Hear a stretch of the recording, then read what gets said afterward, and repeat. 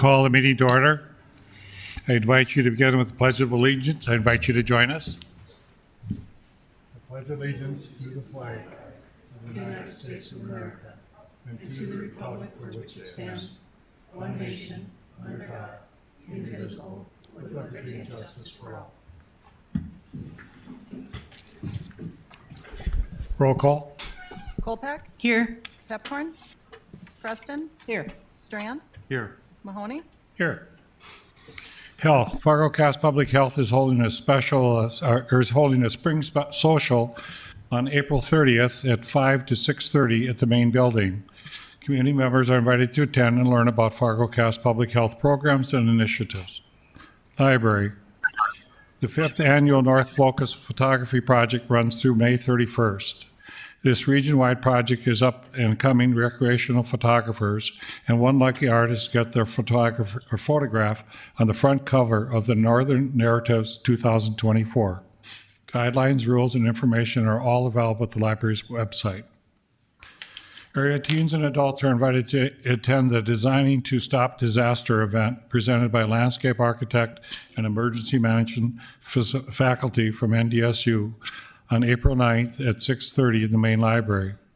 This presentation brings together collaborative minds of the landscape architect and emergency management to showcase the power of design to mitigate the impact of disasters. I did get to visit one time about the flood of 209, and it's interesting how landscape architects think about how our dikes and stuff can be worked together, flood protection and also for pollinators, John, as well. It's kind of interesting. In March, the City of Fargo Water Treatment Plant was honored with the Membrane Facility of the Year Award at the Membrane Technology Conference. This national award recognizes an outstanding wastewater facility that utilizes membrane technology across North and Central America. This video will tell you more about what went into winning this award and how some of the award-winning technology works. This award is a good example of how we pride ourselves in not only region-leading work, but nationally. Congratulations to our team at the water treatment plant.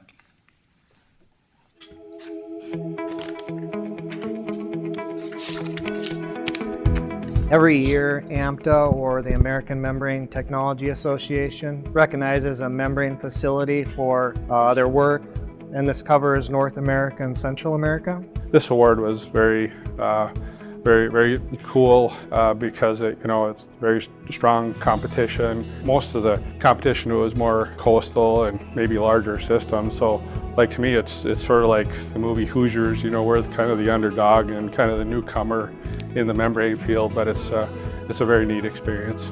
I think it's really the result of long-term planning by the water utility. It's a planning over about 20 years and implementation of that plan, including the membrane plant. So keep trying to get better and better at it as we move on. So some of the stuff that's contributed to us winning this award is we've been trending towards a lot of online instruments, not doing the manual test and trending a lot of the water quality parameters here at the water plant. We've done a lot of upgrades for reliability and safety here at the water plant, including our pump stations. We put in a new UV system and a new water tower. So a lot of these projects have kind of contributed to us winning this award. I think we're very grateful, appreciative to the support that the current City Commission and past City Commission has given us as a utility, not just water utility, but other infrastructure across the city to help us out and improve our systems. And it's really about the quality service we provide to our customers. It's a good overall award for our staff in the water treatment plant and the city as a whole.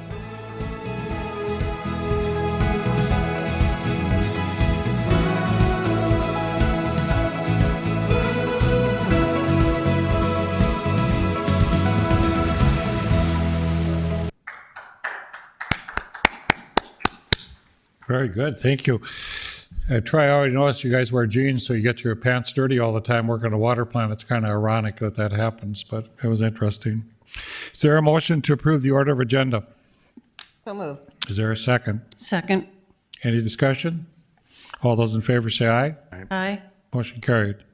Is there a motion to approve the minutes of the March 18, 2024 regular meeting? So moved. Is there a second? Second.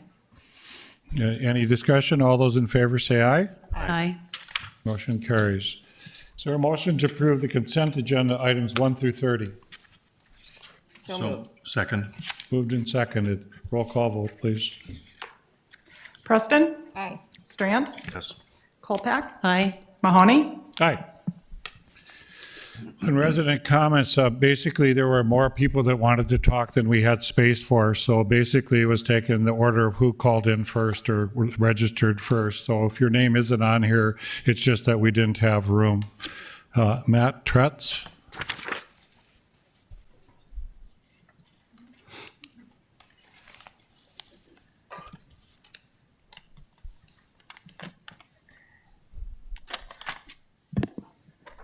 Good evening, Mayor, Deputy Mayor, and Commissioners.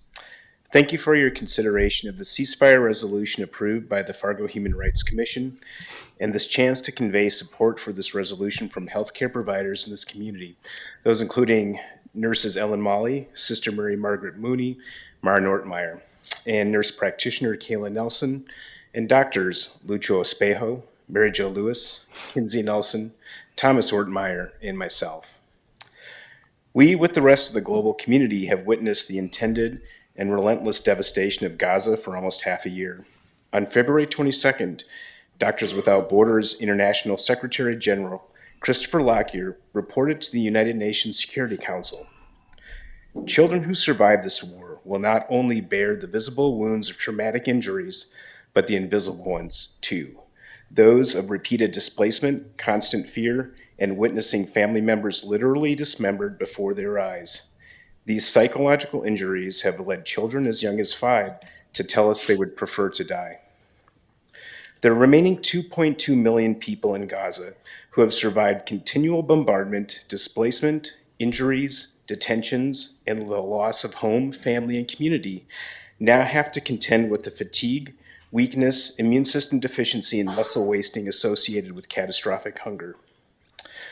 We echo Christopher Lockyer's statement to the UN Security Council. The people of Gaza need a ceasefire not when practicable, but now. They need a sustained ceasefire, not a temporary period of calm. Anything short of this is gross negligence. We hope the city of Fargo, where we have chosen to invest in community and to care for patients, will join Moorhead, Minnesota, and cities across the country by adopting this resolution, calling for a permanent ceasefire in the Middle East. Thank you for your service within this community and your consideration for this critical resolution. Corey Egerton?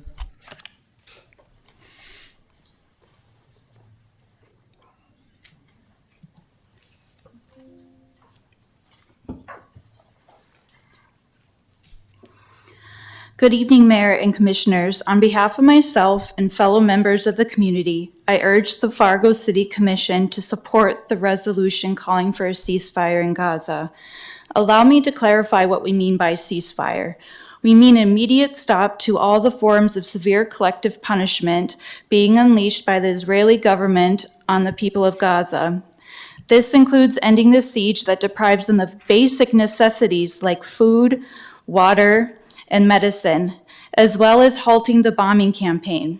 Additionally, we strongly oppose any threatened ground invasion of Rafah, where 1.5 million displaced Palestinians seek refuge. While we acknowledge that a ceasefire cannot alone deliver justice for both Palestinians and Israelis affected by this conflict, it is a major opportunity to set the foundation for inclusive and comprehensive peace talks. It has the potential to save lives in Gaza and facilitate the delivery of much-needed humanitarian aid. By advocating for a ceasefire, we affirm that the people of Gaza deserve dignity and condemn the unjust treatment they have endured. Moreover, a ceasefire can contribute to the safe release of hostages held by Hamas. Their continued captivity only heightens the risk to their lives, and a ceasefire increases the likelihood of their freedom. Furthermore, it can enhance safety for Israeli citizens. While we condemn the reprehensible attacks by Hamas on October 7th, we recognize that collective punishment offers no genuine security. Violence begets violence and only perpetuates danger for civilians. It is imperative to protect innocent lives on both sides of the conflict. As we witness the ongoing loss of life and devastation, it is clear that humanity must prevail. A permanent ceasefire represents our best chance to prevent further civilian casualties and humanitarian crises. Anything less would haunt our collective conscience. Let us unite in solidarity with our Palestinian neighbors and demand an end to the cycle of the violence. Calling for a ceasefire acknowledges that our liberation is intertwined and true freedom cannot exist until it's secured for all. Thank you for your time and consideration. Lucky Bedell.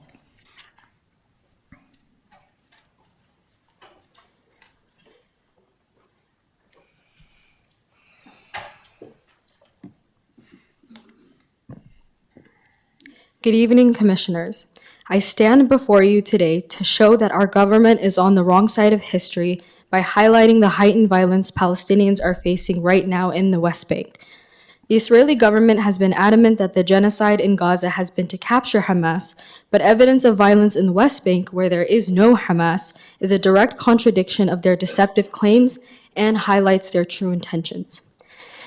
Israeli forces have heightened the numbers of raids in the West Bank, and these raids have been brutal, negligent, careless, and deadly to Palestinians. Since October 2023, over 400 Palestinians were murdered in the West Bank, over 100 of those being children. In the month of January alone, 61 Palestinians were murdered, 13 of those being children. Since October 7th, Israeli forces have arrested over 7,350 men, women, and children unlawfully and without charges.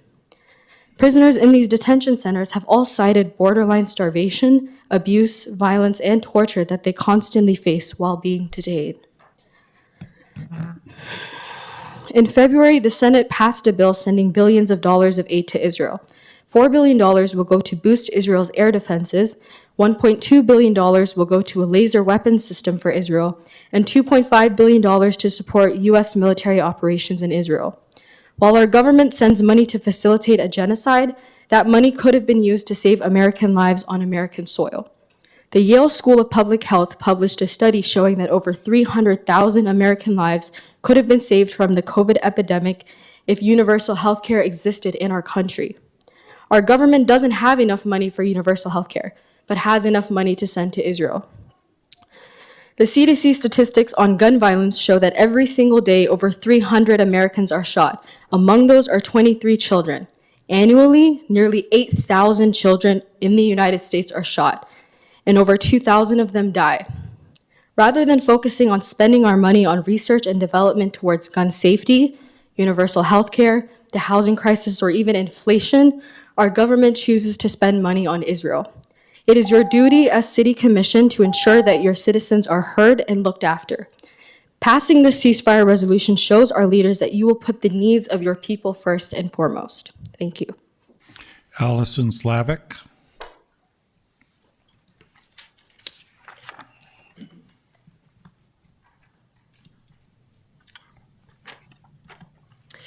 It's been 177 days since October 7th. The death toll since that day sits at 1,139 people from Israel and over 40,000 people from Palestine. What started as self-defense has turned into a genocide. This has become a war on innocent people, a war on women, a war on children. There are kids who were born in this war only to die in this war and were never given a fair chance at life. There are children literally starving to death. The accounts coming from Al-Shifa Hospital are unimaginable. Not only has the hospital been completely destroyed after a 2-week siege, but the stories of abuse and murder are horrifying. 13 children were executed for no reason. Children are not terrorists. 4-year-olds are not terrorists. It's been documented that at least 2 of these children were executed in front of their own families. The hospital is now surrounded by and filled with bodies, some of them mutilated beyond recognition or reduced to just charred bones. Gaza's health ministry says more than 300 Palestinians were killed at Al-Shifa. Buildings were burned with patients, staff, and displaced people inside. Attacks on hospitals are prohibited under international law, but Israel's onslaught has put dozens of them out of service. Fargo-Moorhead residents have been filling city council meetings for months now, demanding you call for peace. At least 343 emails have been sent to the commission urging you to call for a ceasefire. You say there is opposition, but where are they? It took 2 months for one person to show, and I'm having a hard time conceptualizing you receiving more than 300 emails from the opposition. We aren't asking you to send money or weapons to Palestine. We aren't asking you to write any laws. We are simply asking you to elevate our voices so we can be heard. Please stop trying to be neutral in a situation where neutrality isn't possible. There is no neutral ground left. There is mass murder going on in front of our eyes. You can say, I'm against mass murder and I want this to stop, or you can remain silent and, quote, let it pan out. Please, we are begging of you. Call for an end to the violence and call for peace. Thank you. Cal Bauer.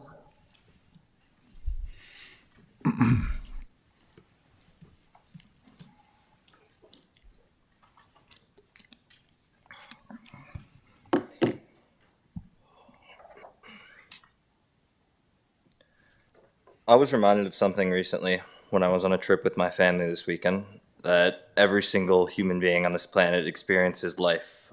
A story that is full of memories, moments of joy, moments of sadness, moments of anger, moments of embarrassment, and every other thing we feel every day of our lives. And when I look at the 32,000 Palestinians killed, it makes me look at it in a different light. I see every zero as another story ended, the memories, ideas, and feelings, every single one of them ceasing to exist. I just want to tell you one story, a story of an individual, 53-year-old journalist, Wael al-Adoa, a man who dedicated his life to telling a story of Palestinians. In October, Wael lost his wife, Amana, 7-year-old daughter, Sham, 15-year-old son, Mohammed, and a 1.5-year-old grandson, Adam, and 8 other relatives in an Israeli airstrike, also badly injuring his 12-year-old daughter, Yeha, and other of his siblings. The attack happened not in their home, but in the Nusrat refugee camp. Wael believed his family would be safe there because Israel had designated it a safe zone. Wael also lost a colleague and cameraman at Abdul Dakwa to airstrikes while reporting at a school in Khan Yunis where there were airstrikes. He also lost his firstborn son in January. He killed in an attack driving back from a car from an assignment. And the IDF had confirmed that it had been targeted, the vehicle had been targeted. He lost his wife, 2 sons, a daughter, a grandchild, and friends, and 8 other relatives, leaving him and his other 5 children with only the memory. Wael's story is often one told to highlight his bravery and courage, a man who lost almost everything, but still fights. But I want to talk about Wael's life not just in the last few months, but growing up, going to school, building a career, and becoming a voice for his people, finding love, having children. Every moment of his life is complex emotions and feelings embedded. All 32,000 killed and 1.5 million displaced in Gaza have their own individual story, and just like the one with all the emotions would find familiar. Chris Larson.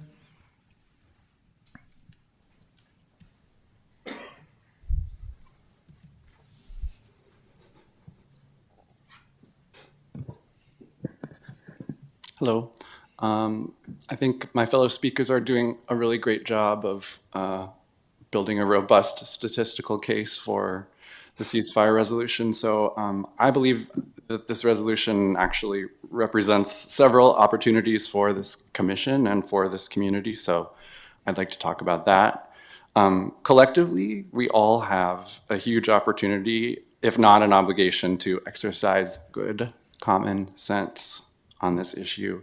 Common sense dictates that we have to put a critical lens on the tactics of the government of Israel and their justification of violence as self-defense. And as a hypothetical, if Hamas were hiding in Israel rather than Palestine, the IDF would not be destroying residential areas and critical infrastructure like hospitals and starving entire populations just to root out these individuals. You can put a local lens on that if you like. For example, if there were domestic terrorists hiding in this downtown neighborhood, would you be willing to raise everything in a 4-block radius just to catch them? I think the answer is no, and it's because it just doesn't make sense. This is also an opportunity for you on this commission to express solidarity with your constituents who, despite being a world away from Palestine, are deeply affected by what's happening. Some of us are totally mortified by the graphic images of violence and famine that we see every day playing out in real time, struggling to find actionable steps we can take to combat feelings of helplessness. Some of us are enraged that our tax dollars are funding weapons. And some of us have friends and loved ones in the area who are impacted directly by the violence. So this resolution shows that you take your obligations to all of your constituents seriously. And lastly, this is an opportunity to help this community amplify its voice in an official capacity and join this growing global chorus that is saying enough is enough. This requires us to take a look at all of our values, and decide whether or not we would like to prioritize personal comfort, not rocking the boat, not asking questions because we're afraid to say the wrong thing, or do we want to take the opportunity to show that we're a community that values common sense? Cody Schuler.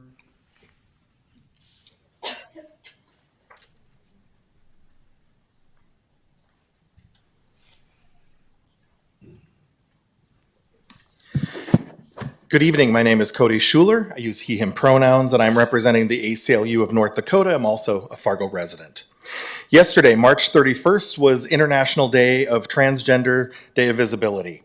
Across the country and right here in North Dakota, political tactics against transgender people and the wider LGBTQ plus community have grown exponentially over the last several years.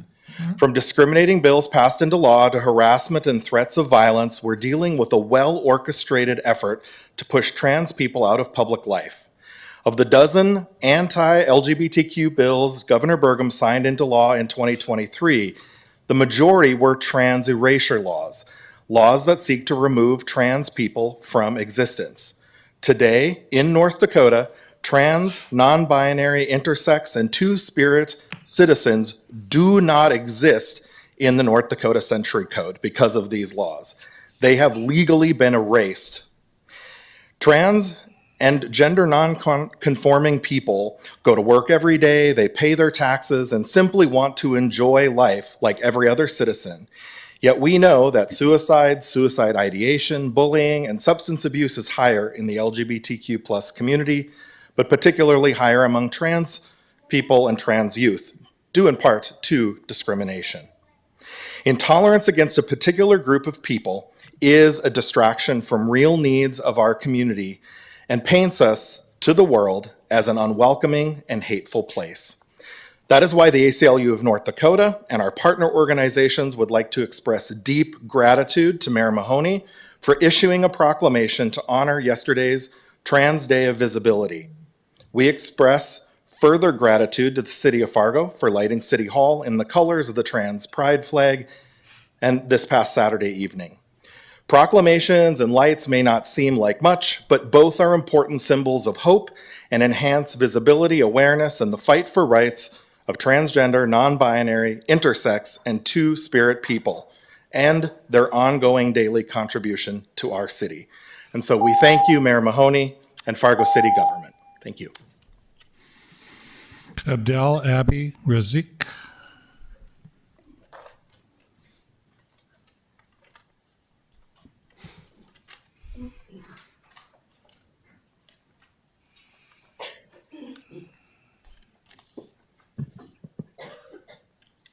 Hello, City Commission. My name is Abdul Karim Perzik, a resident of Fargo, and I am here today practically begging you to pass a ceasefire resolution. As far as I can remember, my grandparents wished to see a free Palestine, and they died without seeing one. And now my parents have that same wish and coming near their old age, and I'm not sure if they will see a free Palestine in their lifetime. I myself have been shouting free Palestine my whole life. I lived about half my life now, and I'm still shouting it and don't know if the end of this occupation, oppression, apartheid, colonization, and illegal settlement is anywhere near the end. My family didn't want to leave their home my family didn't want to leave their home, but were forced to during the Nakba, and that is why I am here today in America. Maybe God sent me here today just so I can be speaking to you today. We came as refugees when I was 5 years old. It was either leave or get killed, and my parents wanted a better life for my siblings and myself. I remember standing up for the Pledge of Allegiance ever since I came to this country, and we still do it till this day. But one part always stood out to me. One nation, indivisible, with liberty and justice for all. I guess that only applies when you are not people of color, foreigners, refugees, or immigrants. I look at pictures and videos coming out of Gaza, and it's worse than any sci-fi horror movie I have ever seen. I witness unarmed civilians going in food searches and being blasted by drones from the skies. If they survive the initial attack, they are shot at again in attempting to flee and crawling for cover. I witnessed infants dying from starvation and malnutrition, moms who are too weak to care for their newborns, and newborns just pass away hours after birth before they even get a chance to live. I witnessed the erasure of entire family bloodlines, forgotten, completely wiped off the face of the earth. I always wondered how the world let the Holocaust happen, but now I understand why, because people stayed silent and allowed it. You have a chance to use your power and your voice to change history and to save lives. I urge you to call for a ceasefire and let my people live to see another day. We bleed red too. Free Palestine. Thank you. Samaya Abakar.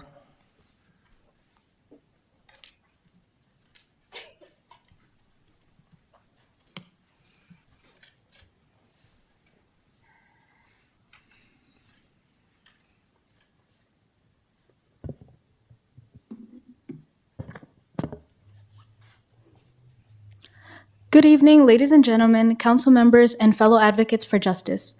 Today I stand before you with a heavy heart, compelled to address an urgent and deeply distressing issue that demands our collective attention and action. The ongoing genocide in Gaza. Not conflict and not war, but genocide. As a first-generation college student who for the longest time viewed the United States as a nation of voice, it baffles me that this oppression and genocide is still going on. The genocide in Gaza is a humanitarian crisis that has persisted for far too long, causing immeasurable suffering to innocent lives. First and foremost, it is crucial to acknowledge the gravity of the word genocide, which according to Britannica is defined as the deliberate and systematic destruction of racial, ethnic, religious, or national group. It is a crime against humanity, and it strikes at the very core of our shared values. In Gaza, countless lives are enduring the consequences of a conflict that has escalated to a level where lives are lost daily and entire communities are on the brink of collapse. Every person, regardless of their background, deserves to live in dignity, free from fear and violence. So by turning a blind eye on the genocide in Gaza, we risk betraying these fundamental principles that bind us together as a global community. Furthermore, the ripple effects of the crisis in Gaza extend beyond its borders, causing to contribute to regional instability and undermining efforts towards peace. Our collective voice can be a powerful force for change, so I urge all of our leaders and our international community to make decisive action to end the genocide in Gaza. It is our duty to demand accountability for those responsible for human rights violations and to support initiatives that promote reconciliation and lasting peace. All in all, let us not be silent witnesses to the suffering in Gaza. We must stand united in our commitment to end the genocide, advocating for justice, and fostering a world where our rights and dignity of every individual are respected and protected. The time to act is now, and history will judge us by the choices we make in the face of this humanitarian crisis. Council members, I urge you all for an immediate ceasefire in Gaza. Free Palestine. Chris Pribula.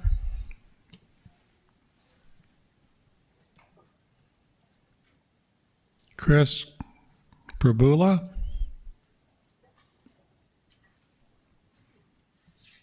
Elza Lutha.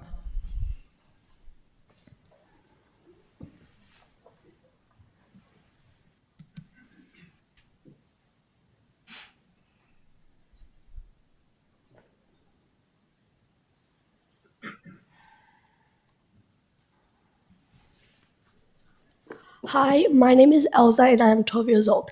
I am a child of immigrant parents of genocide survivors from Kosovo. I am here to talk about Palestine and the ongoing genocide in Gaza. Over 30,000 Palestinians have been killed, 70% of which are women and children. 177 days of relentless bombardment of lives being torn apart and taken away and dreams being shattered. In Gaza, every single day is a struggle for survival with a population of 2.3 million Palestinians. Gaza is one of the most densely populated areas on earth. What is even more devastating is that nearly half of the population are children. Let that sink in for a moment. Half of Gaza's population are children, children who should be playing, who should be learning, who should be dreaming of a brighter future. Instead, they're living through a nightmare of violence, of fear and loss, all caused by Israel and the funding of U.S. A few days ago, Al-Shifa Hospital was raided again. As of now, Israeli forces set fire to the building of the Al-Shifa complex, and now it's completely out of service, leaving the complex and the surrounding streets with dead bodies. Recently, there have been reports of pregnant mothers being raped in front of their children and relatives. And if they cover their eyes and don't watch, they're being told they will die. Now imagine your wife, mothers, daughters, and sisters being raped. How would you feel? How can I carry on with my day and focus on my school activities, knowing that children across the world in Palestine are being blown up into pieces and starved to death? They're literally eating grass and animal feed. How am I supposed to love this world when a child's life is not equal to mine across the globe? Sadly, as days pass and there's no ceasefire, I'm starting to think your hearts are made of stone. You are the adults here and are supposed to make this world safe for every child, but it's not, unfortunately. As a child of this world, all I want is a permanent ceasefire and liberty to Palestine. Thank you. Abiba Mbasoni.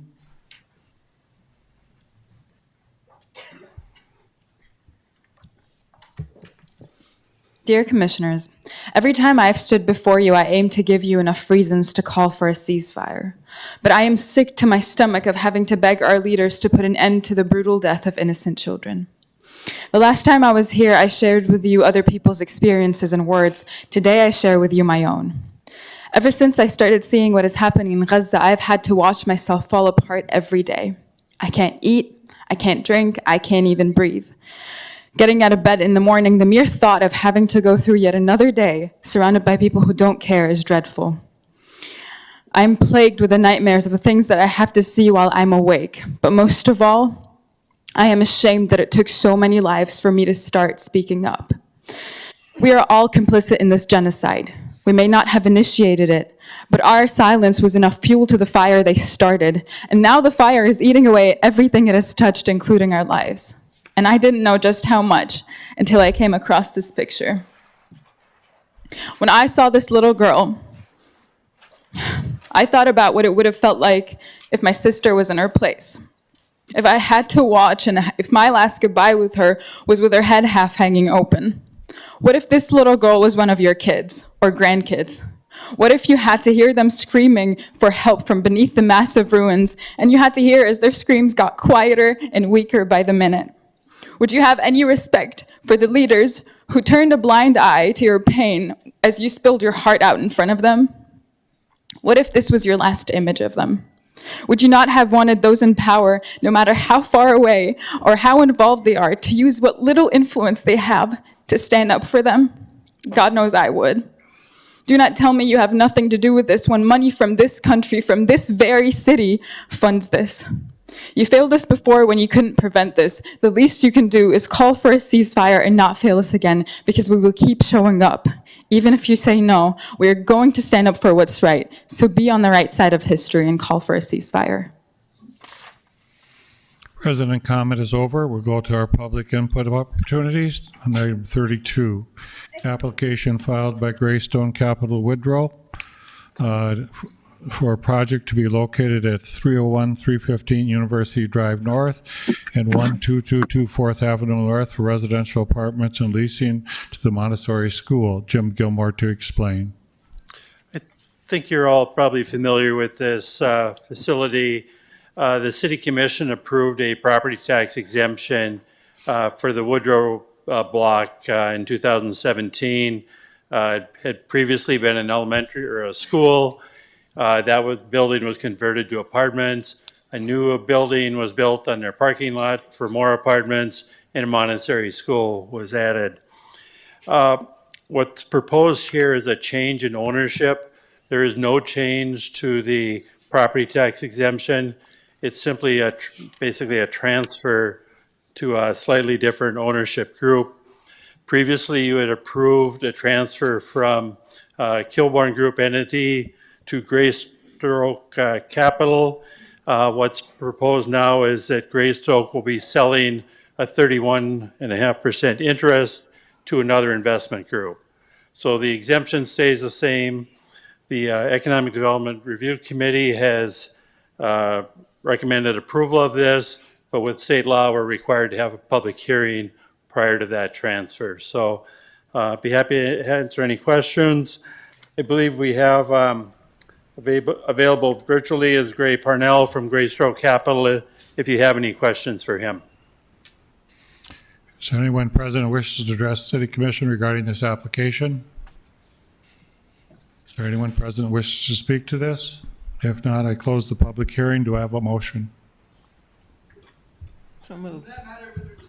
Is there a second? Second. Any discussion? Roll call vote, please. Strand? Yes. Colpack? Aye. Preston? Aye. Mahoney? Aye.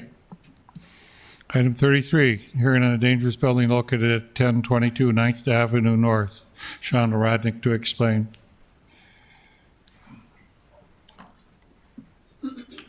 Good evening, Mayor and Commissioners. Tonight I'm here to present a dangerous building at 1022 9th Avenue North. This building is currently vacant and uninhabited due to the condition. It's a 2,388 square foot home that was converted into a 4-unit apartment, and it was built in 1890. Residential Accredited Loans Incorporated is the current owner. So the list of damages, it has multiple broken windows. The south side of the house, the foundation is buckling in multiple areas. There's loose brick throughout the house. Unpermitted electrical work has been done in the basement and throughout the structure. There's signs of infestation everywhere. The weather barriers are, if they're there, they're compromised, but a lot of them are not intact. There's been squatter activity. The gutters aren't working properly or are missing. The water service was terminated in June of 2022, and the electrical service was terminated in October of 2023. There's multiple areas inside the structure that are damaged, including ceilings, and there have been multiple calls for service for squatter activity. Currently, it appears to meet 9 out of the 10 building criteria set forth in 21-0401. Timeline of events. We were alerted of the possible dangers building in December of 2023. We posted it as an unsafe structure because we hadn't seen the interior of it yet on 1/5/24. At that time, we did receive some letters and things from PNC Bank. I don't know what they have to do with it, but they were saying they had no interest in the property. I don't know why they got it because we didn't send them a letter. On 1/17/2024, we secured the structure and also conducted an interior inspection. On 1/30, about 2 weeks later, we posted it as a dangerous building. We had to resecure it, actually, 2 weeks later, we had to resecure it due to squatter activity and posted it as a dangerous building on 2/5. Between that, we did receive contact from a representative of Residential Accredited Loans Incorporated. We did try and reach out because the property is for sale. We tried to reach out to the realtor listed on the sale information, and we received no response. But we did, with this individual, we did talk to them. We sent them additional information. We had a phone call with him and also exchanged a bunch of emails with him. And Accredited Loan Agency, Residential Accredited Loans Incorporated, has agreed to tear down the building, and they'd have contracted a local contractor to get that done. We still want to go through this process tonight to make sure that that happens. Here's some pictures of the structure as it stands today.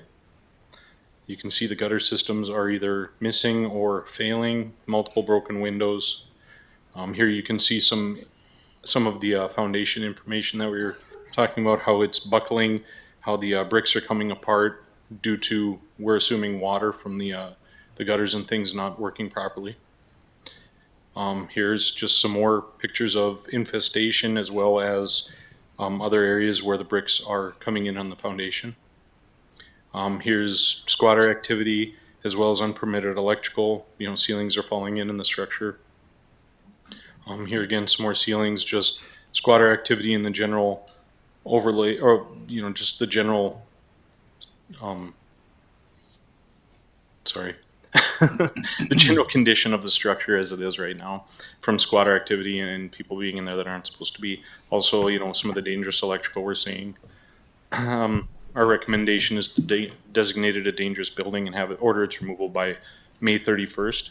If they do not remove it, as they have a contract to do already, it should be gone. But if it's not, we want to be able to have the power to remove it if necessary. Thank you. Is there anyone present who wishes to speak to this dangerous building? Is there anyone here who wishes to speak in regards to it? I close the public hearing. Do I have a motion? So moved. Second. Colpack, Preston. Any discussion? Roll call vote. Preston? Aye. Colpack? Aye. Strand? Yes. Mahoney? Yes. Item 34, thanks, Sean. Golden Valley 4th Edition,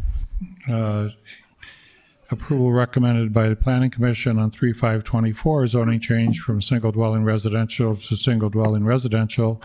This is the first reading of the rezoning ordinance, and Donald Kress will explain. Good evening, Commissioners. Donald Kress of the Department of Planning and Development. As the Mayor stated, item 34 here is Golden Valley 4th. This is zoning change. Your packet includes a zoning ordinance prepared by the City Attorney's Office. This property is located over here. It's the large undeveloped property. They're surrounded by single-family properties here and some large lot single-family properties here. This is 64th Avenue North, 25th Street. Here's the inset photo that shows the close-up. Davies would be over about here, and County Drain. The property this morning looks like this. It is an undeveloped lot here. It was originally intended, when this property was originally platted, as noted in your staff report, it was intended to be developed with some higher density townhomes, which is what the proposal is at that time. Here's just looking down 28th Street South. The subject property is this undeveloped lot here, just to see what that streetscape looks like there. The current zoning is SR4, and the applicant proposes to zone it to SR5. The difference is in those zones is the density allowed. He'd originally planned to build an 11 townhome development, I believe 2 4-unit and 1 3-unit buildings. The density didn't quite work, and so you could build 10 and a fraction. Whenever we get 10 and a fraction, we have to round down to 10. So the applicant is requested to zone it SR5 so he could build the 11th unit. So fairly straightforward. His plans had gone through the plan with city staff there. So that's the applicant could provide more detail if you need some more detail there. Recommended motion is what? Yes, sir. The recommended motion is stated in your staff report shown on the screen. Mike Nelson from Jodel Custom Homes is with us tonight as the project representative. Is there anyone present who wishes to speak in regards to this zoning recommendation? Anybody wishing to speak? If not, I'll close public hearing. Do I have a motion? So moved. Second. Preston and Colpack. Any discussion? Roll call vote, please. Preston? Aye. Colpack? Aye. Strand? Yes. Mahoney? Aye. Thank you, Commissioners. Thank you, Donald. Recommendations for selection and installation and funding of the advanced metering infrastructure system for meter and water to customers. Troy Hall to explain. This has been a lot of work to come to it, but it'll really help our residents, right, Troy? Yeah, no, thank you. Thank you, Mayor, Commissioners. Yeah, this has been a long process, so excited to get here tonight to get next steps for you. So, yeah, with this process, it's, as you said, it's advanced metering infrastructure. We did go through an RFP process. Now we have recommended next steps. This was a team effort. It involved several departments, city departments in the selection and trying to figure out this project. And then just another thing that this AMI is actually been in our capital improvement plan and funding plan for about over a decade. So outline tonight, look at background, our RFP process and evaluation results, shared benefits of the project, project cost and funding approach, and then the motions. So what is AMI? It's a system that, let me get my notes here, but you can see real-time data. The customer can see real-time data. City Hall can see real-time data. The water utility can see real-time data. So it's an upgrade in technology for the city. And a lot of cities in the region have either implemented AMI or are in various stages of planning and implementing. So it's a pretty common thing to do for water systems these days. And then just background, the current state of water meters.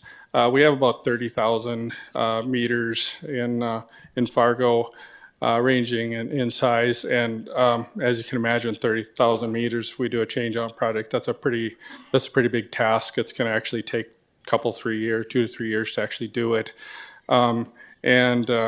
So with that, yeah, and the other thing, just a note at the bottom there, when you do a meter project, credible range for water efficiency, you can save 2 to 10%. So that's important when we get to probably funding the project.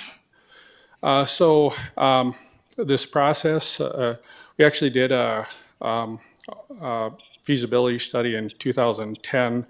There were some other things such as the membrane water treatment plant and other projects came as priority, so it got delayed a bit, but we're here now. So we went through, not quite a year ago, we had meter companies come in and show what kind of products and capabilities they had. We developed an RFP through the summer. I came to the City Commission October 30th requesting approval to publish the RFP. That's what we've been going through the last few months. We received RFPs February 2nd of this year, and we took some time to evaluate, so now we're here with next steps. So with the RFP process, we tried to create some options to try to figure out what was the best option for the city to move forward. We did a bid package. The way we separate out, bid package A was full meter system replacement. And then I'll get to just a second, there's two types of meters that we looked at, a solid state meter and a mechanical meter. Bid package B was a partial system replacement where we looked at a vendor provided solution to maybe use some of the infrastructure we have in place currently.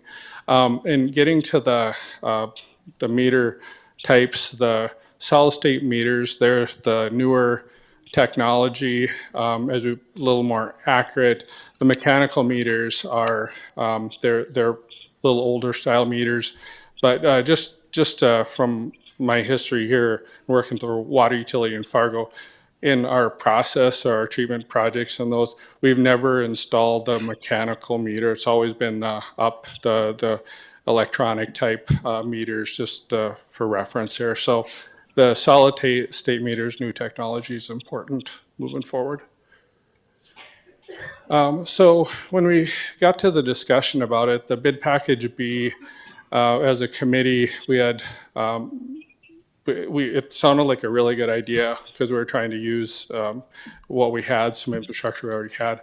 But as we looked at it further, we felt there were some problems with bid package B, and that it could be different scopes where we couldn't really get apples to apples. And then there would be a time where we would have to, as the existing meters we would use in our system, batteries would start to go dead, and we'd have to come up with cash prematurely and try and figure that out. So long story short, we didn't even look at bid package B because we didn't feel it was in the best interest of the city moving forward.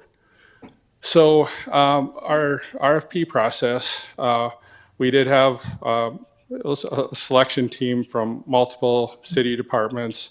And what we did first, before we even saw, we had like two parts to our team.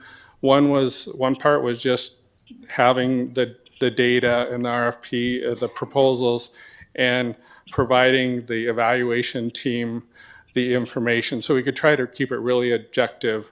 So we did an evaluation, our evaluation team, we didn't even look at cost first, we just looked at the proposals to see what we thought was the best proposal, best interest city before we even saw the cost. So that's kind of how we did it. And then we evaluated it on each evaluator had a score of 0 to 100, and then we ranked those proposals 1 to 4. So when we look at the evaluation results, Core and Main, there were 4 proposals. Core and Main was the highest evaluated. In fact, all the team members evaluated Core and Main census as the top proposal. And then the second thing was they were about $4 million lower than the next ranked proposal. So moving forward, we're recommending a Core and Main census as to award, and then we would look into contracts and bring it back later. So just some of the best benefits of AMI customer benefits. They're going to be able to see real-time information on their phones, laptops, or whatever. City benefits, more efficiency. We can enhance customer service response time, reduce water loss and meter inaccuracies, and then we'll also be able to operate meters remotely. Water utility benefits, really important, drought supply, Red River Valley Water Supply Project, and so we can manage our water use. So this is just another screen where people can, in the future, once this is installed, be able to actually see the data right on their phone. And then on the right, that's with the 2021, we were, the stream flow is really reduced with the dry conditions, and we're going to this year a little bit dry here too.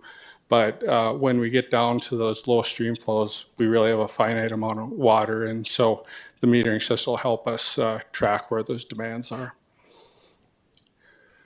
Another thing with this, with the install, one thing we talked about with the vendors or the proposers was we wanted a turnkey solution so that they not only supply the meters, but also install the meters. So typically what happens in a larger scale meter replacement project is they'll bring in an installation team and just do it, set up all the appointments, get the meters changed out. And so that was the thing we wanted with this.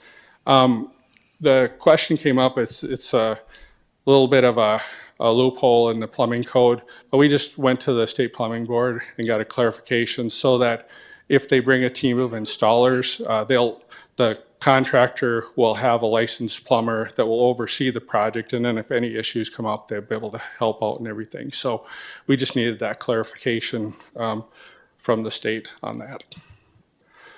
Funding approach. So the water utility, we have a capital improvement plan, and then we have a financial model to make sure our debt service is funded. With the AMI project, the state considers it a water conservation project, so this will be a little bit different for water utility.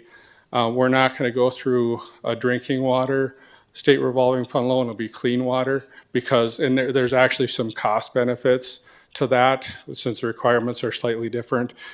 So that's what we plan on doing is a clean water SRF, a little bit new to the water utility. And then we'll continue to look for grants if we can find any for the project. So this is an important one. Like I said, you can expect a little bit of efficiency improvement with the metering system. So if we look at the cost, 20-year is about $800,000 a year at the clean water SRF loan at 2%. 30 years about $580,000.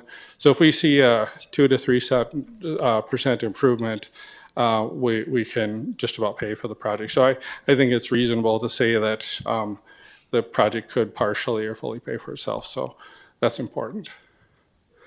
And then with water utility debt, again, we closely monitor our existing and new debt, and then the AMI project's been in our plan for quite some time. So, and then as far as our revenues, the rate revenue, sales tax, pretty stable to make the payments. I did this just slide before, but I just wanted to hit it again, that we really try hard to keep water rates in Fargo at a reasonable level. So there's several things we do for that. One is we have regional customers, so we just spread out our treatment costs, so it spreads it out to a bigger population, lowering the cost for everyone. We get grants, and the way I looked at that is it's like avoiding another loan for infrastructure. So that is about 9%. The sales tax is a really big one. They're about 30% haircut on the rates. And then just water utility efficiencies, we try hard in the water treatment plant to be efficient with costs. And that was, you saw that the video there, that was a piece of that, is that we're trying to be efficient at the water utility.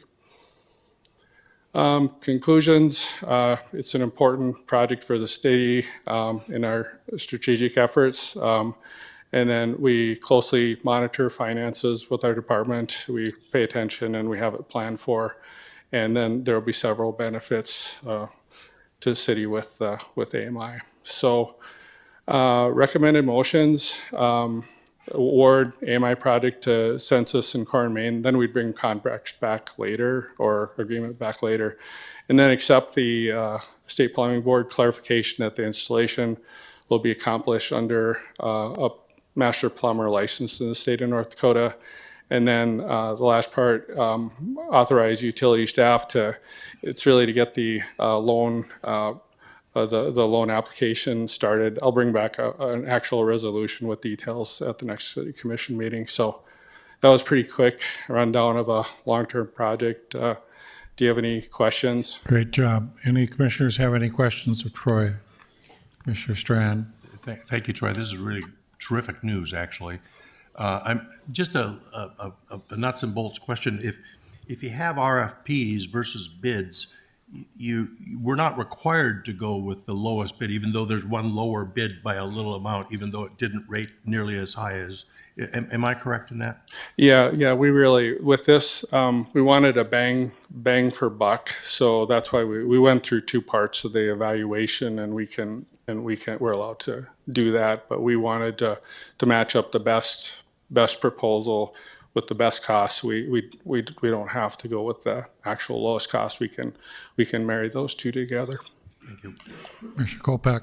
Yeah, just a comment, Troy, and I was I wasn't part of the expertise of the evaluation, but I sat in on all the RFP meetings to learn the process and to watch the thoroughness with which these four companies and their RFPs were evaluated. Finance did a lot of legwork here logistically to bring in the data, complete a spreadsheet, but for the citizens of Fargo to see that process in action, should be really proud of the work that the staff do, so thank you. Can I have a motion? So moved. Chairman, I have a question. Commissioner Preston. So Troy, I'm a little bit confused about this cost savings. Is it totally in loss reduction, and then would there be lost revenue as well, or? Yeah, okay, no, good. That's a really good question. So I kind of skipped over it. I probably should have gone in a little more detail here, but with the solid state meters versus the mechanical, which is what we have in our system now. So one part of that is the meters actually read, they're a little more accurate, especially on the low end. So some of the low end flows are probably not even being measured right now. So the little bit of the meter accuracy. So that's part of it. So and then it will capture revenue that you're not currently getting, basically. Yep. And it's I don't know that it's it's a huge amount, but it might be sufficient to partially or fully fund the project. But yeah, they're just more accurate, especially on the low level. So. Okay. One other question, if I could. So you talked about 30,000 households. That's the whole city, 30,000?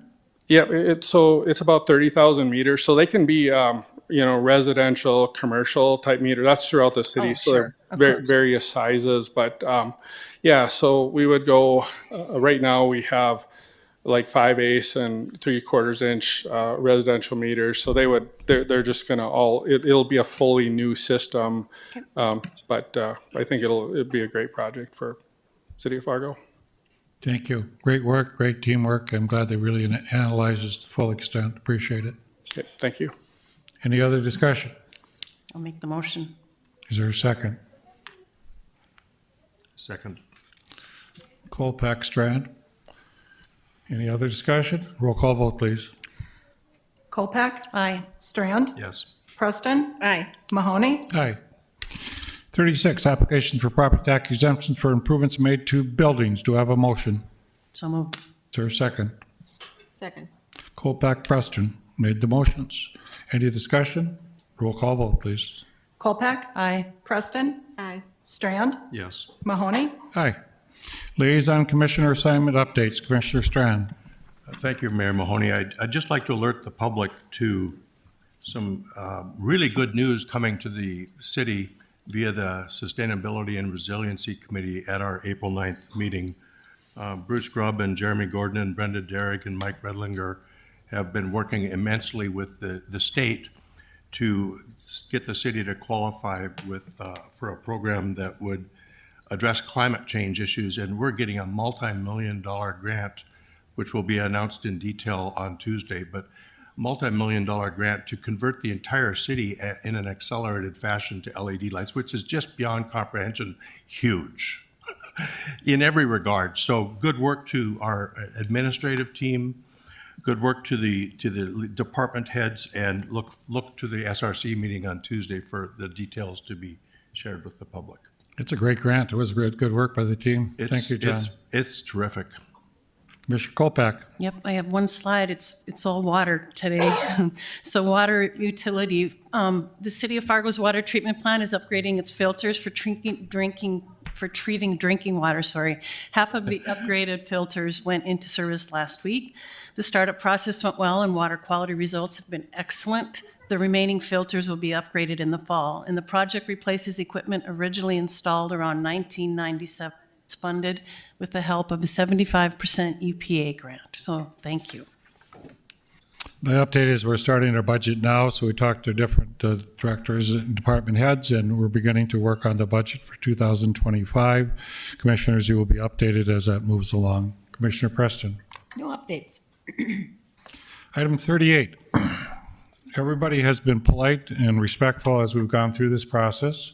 There was some delay to get this resolution finally to the City Commission. I would just ask you, whether it's voted up or down, we all continue to be respectful, because I think everybody has handled this in a great fashion. Dr. Hogan, can you please explain the recommendation from the Human Rights Commission to adopt the resolution supporting a permanent ceasefire in the Middle East? Well, thank you, Mayor. To the City Commission, on February the 15th, 2024, the Human Rights Commission, the HRC, adopted a resolution supporting a permanent ceasefire and preventing loss of human life in the Middle East. On March 11, 2024, a work session was held to refine the resolution language before forwarding it on and along with supporting letters to the Board of City Commission for adoption. At its 2021-2024 meeting, the HRC moved and approved the attached final resolution and supporting letter recommending adoption by the City Commission. So you guys have the package up before you, and all the amenities are there. Do we have any questions? Any questions of Dr. Hogan? There was delay in getting the resolution to us because HRC had to follow the open meeting laws, so that's why the public was right out. Don't come forward, please just stay to your seats. The group had asked about that. So that was the only delay, is to follow the meeting laws, and this is going correct. Absolutely. Commission, what is the feeling, what does the commission want to do? Mayor, I advance the recommended motion from the Human Rights Commission. Is there a second? I'll second it, and then I have a question next. Stan Preston, Commissioner Preston. What was the vote in the Human Rights Commission? It was unanimous. Unanimous, okay. Any discussion? Commissioner Strand? Yes.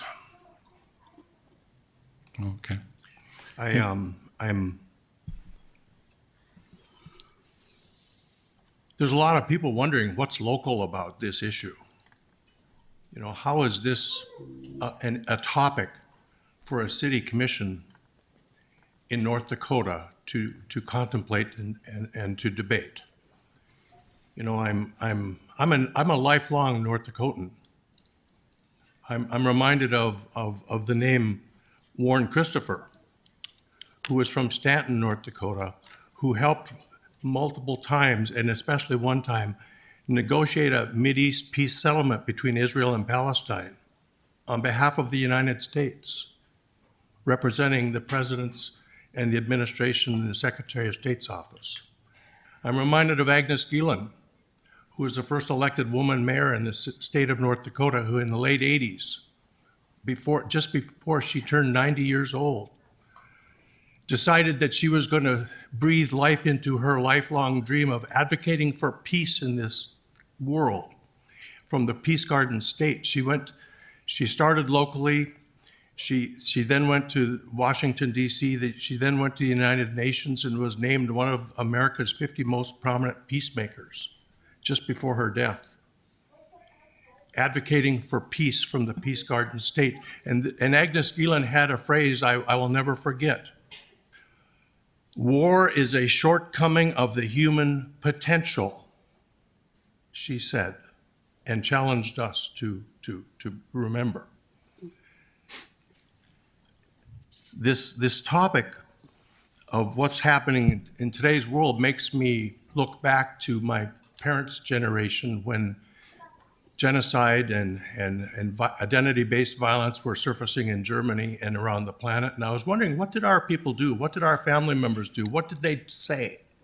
Did they stand up? How much did they know or not about what was happening? And granted, the technologies weren't the same then, but now we do know what's happening. We know that there's just a outlandish bloodshed in our planet, and it affects people here. We had one speaker talk about 19 members of their family affected. We had another speaker talk to us about 21 family members affected. This is a local issue. Look at who's in our audience. These are our people, our citizens. It's their families. And it's everybody on all sides of the issue. This just has to stop. If we can contribute in any way, shape, or form to advancing the message to stop the bloodshed, stand for peace, release the civilians that are impacted, bring humanitarian aid to the people who are so stressed right now and trying to stay alive. If we can contribute to that, there's over 100 cities that have already voiced an expectation for a ceasefire. If we can in any way, shape, or form be the tipping point of the country saying, yes, our people want this, then I'm all for it. It's time, and I stand for this. I'll say one last thing. Late October, I was invited, one of 19 people in the United States, to participate in a seminar put on by the Auschwitz Institute for the Prevention of Genocide. I didn't know the relevance of this in our world locally coming forward. I had no clue. Why is a guy from North Dakota involved in this national institute regarding genocide? Here it is now, and it's our community, our citizens and our people are pleading us to please stand with them and ask for this to stop. If we can, in my mind, be part of that effort to lead to a peace for everybody involved on all sides of these issues, I just don't know there's any other option than to stand with peace. So thank you all. And I hope our citizens and everybody does the right thing. Mr. Preston.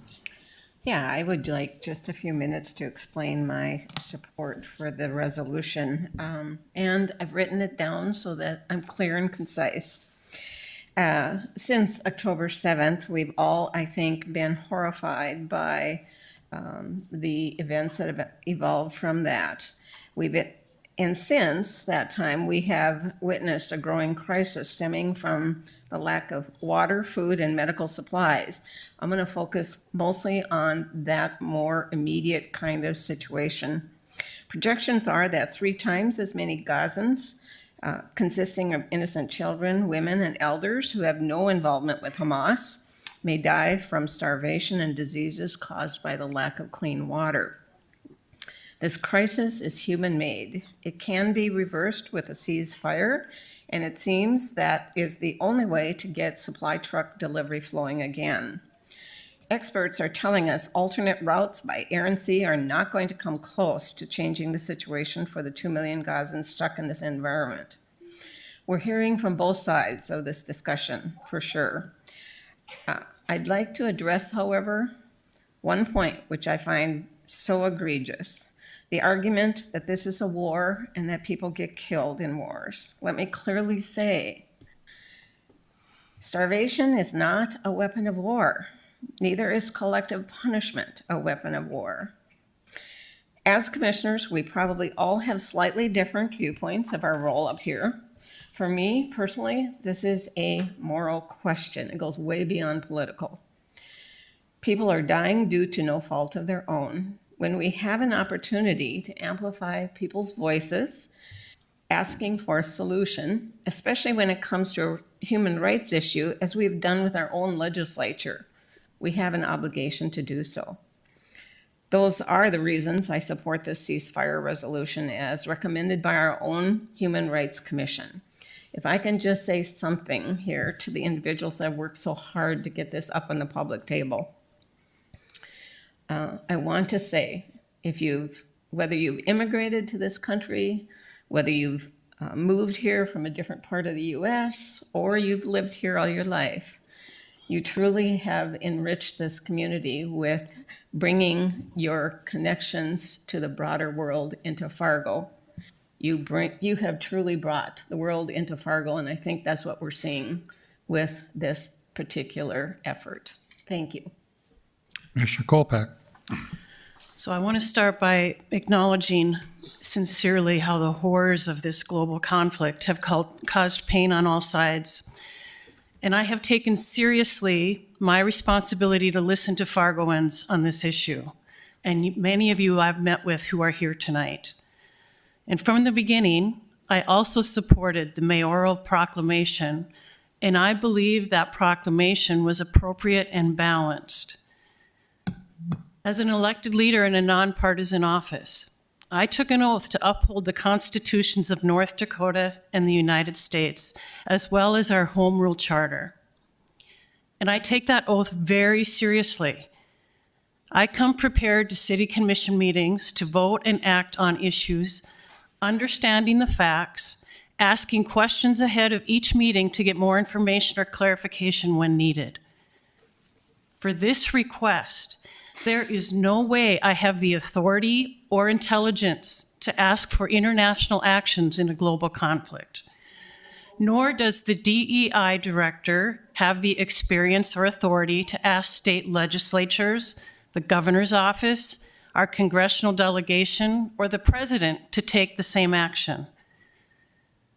Also, over the past 6 weeks, I have given this a lot of thought, and I've had several meetings with you, as I have said, some of whom are here tonight. I have also had many conversations with residents on both sides of the issue. And I can comfortably say, as horrific as this global conflict is, that in those conversations with many Fargo residents, and even if the issue wasn't about this, I asked the question so I could understand how Fargo citizens feel about this. They have asked that the City Commission not take a position and get involved in an issue where we have no authority. Finally, in my conversations with Fargo residents and some of you about this resolution, the comments I have heard the most are that they want their commissioners to do the work they were elected to do and not take positions on political or social issues or turn our City Commission meetings into a platform for national or international issues for which we have no control or authority. Some have gone further in saying that recent meetings have made it intimidating for residents to come forward with issues related to city issues. And it is for those reasons, respectfully, I will not be voting to approve or advance this resolution. I want to acknowledge everybody who has come to our meetings to share their comments and personal stories about the war in Gaza. There's no question that our hearts break for all the people killed, injured, and impacted in the conflict, especially the children. That is why the Mayor of Moorhead and I issued a joint proclamation in February. Our proclamation seeks more than simply a short-lived ceasefire in the fighting. It urges support for true and lasting peace in Palestine and Israel. The proclamation I signed reflects Fargo's commitment to always strive for unity, compassion, and dialogue, to always aspire to be the city of inclusivity, justice, and diplomacy. These are noble principles that we wish for in our world. It is the duty of the City Commission to put its full focus on attaining these principles right here in Fargo. Where I sit on this commission, there is a limit to our power and our purview. As commissioners, we have a responsibility to oversee the Fargo's city government and ensure residents receive the services they need. It is the commission's job to do everything we can do to make Fargo a better place. It is beyond our scope to be weighing in on national and international policies. As commissioners, we have the direct power to improve the human condition right here in Fargo, and we must use all our energy to do just that. Divisive resolutions will only pull us apart. We need unity in Fargo to achieve our goals as a community. For these reasons, I will be voting against this resolution as presented. Roll call vote, please. Strand? Yes. Preston? Aye. Kolpak? No. Mahoney? No. Resolution fails for lack of a majority. We are adjourned.